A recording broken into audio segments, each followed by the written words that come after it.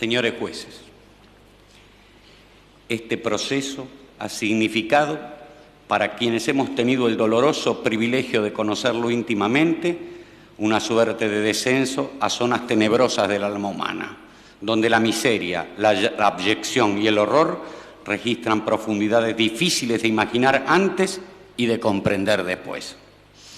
Dante Alighieri, en la Divina Comedia, reservaba el séptimo círculo del infierno para los violentos, para todos aquellos que hicieran un daño a los demás mediante la fuerza. Y dentro de ese mismo recinto, sumergía en un río de sangre hirviente y nauseabunda a cierto género de condenados, así descriptos por el poeta. Estos son los tiranos que vivieron de sangre y de rapiña. Aquí se lloran sus despiadadas faltas. Yo no vengo ahora a propiciar tan tremenda condena para los procesados, si bien no puedo descartar que otro tribunal de aún más elevada jerarquía que el presente se haga oportunamente cargo de ello. Me limitaré a fundamentar brevemente la humana conveniencia y necesidad del castigo. Sigo a Oliver Wendell Holmes cuando afirma: la ley amenaza con ciertos males si uno hace ciertas cosas. Si uno persiste en hacerlas, la ley debe infligir estos males con el objeto de que sus amenazas continúen siendo creídas. El castigo, que según ciertas interpretaciones no es más que venganza institucionalizada, se opone de esta manera a la venganza incontrolada. Si esta posición nos vale ser tenidos como pertinaces retribucionistas, asumiremos el riesgo en la seguridad de que no estamos solos en la búsqueda de la deseada ecuanimidad. Aún los juristas que más escépticos se muestran respecto de la justificación de la pena, pese a relativizar la finalidad retributiva, terminan por rendirse ante la realidad.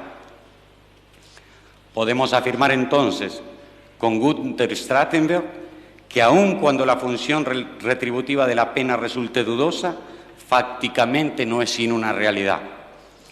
La necesidad de retribución en el caso de delitos conmovedores de la opinión pública no podrá eliminarse sin más. Si estas necesidades no son satisfechas, es decir, si fracasa, aunque solo sea supuestamente, la administración de la justicia penal, estaremos siempre ante la amenaza de la recaída en el derecho de propia mano o en la justicia de Lynch.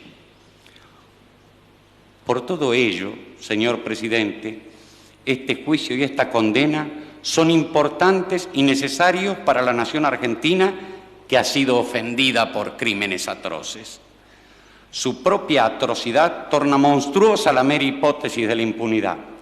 Salvo que la conciencia moral de los argentinos haya descendido a niveles tribales, nadie puede admitir que el secuestro, la tortura o el asesinato constituyan hechos políticos o contingencias del combate.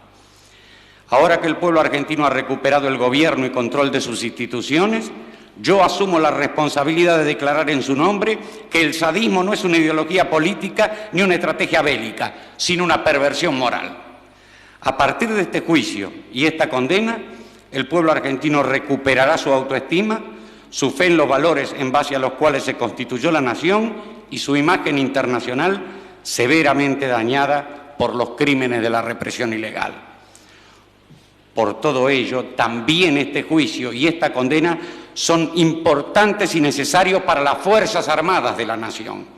Este proceso no ha sido celebrado contra ellas, sino contra los responsables de su conducción en el periodo 1976-82.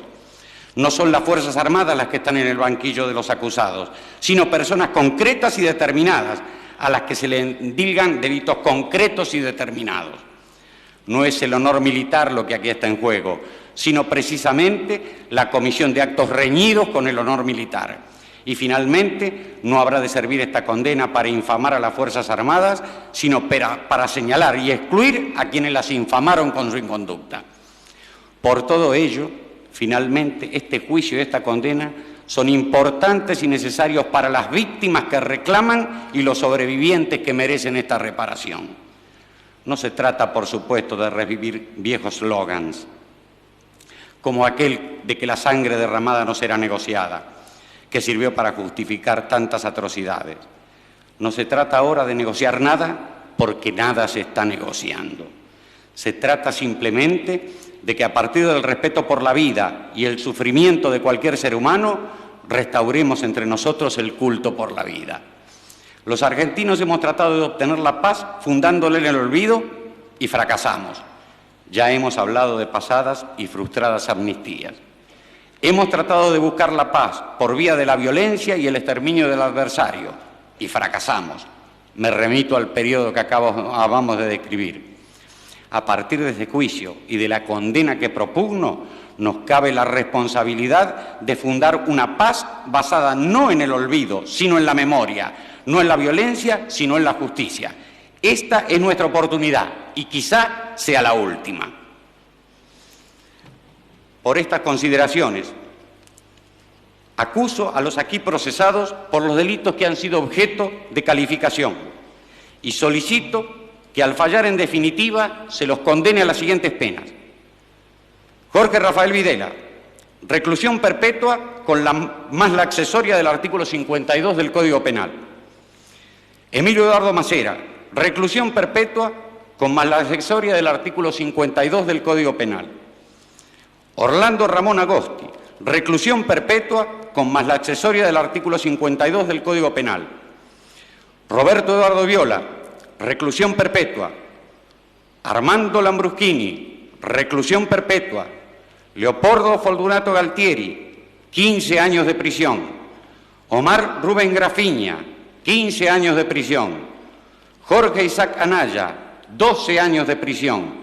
Basilio Lamidoso, 10 años de prisión, para todos con accesorias legales y costas. Señores jueces, quiero renunciar expresamente a toda pretensión de originalidad para cerrar esta requisitoria.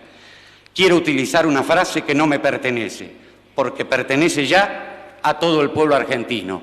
Señores jueces, nunca más. Silencio en la sala. Silencio. Se dispone personal policial, desaloje la sala. Desaloje la sala, personal policial. Se dispone un corte intermedio. Señores de pie, por favor, silencio en la sala.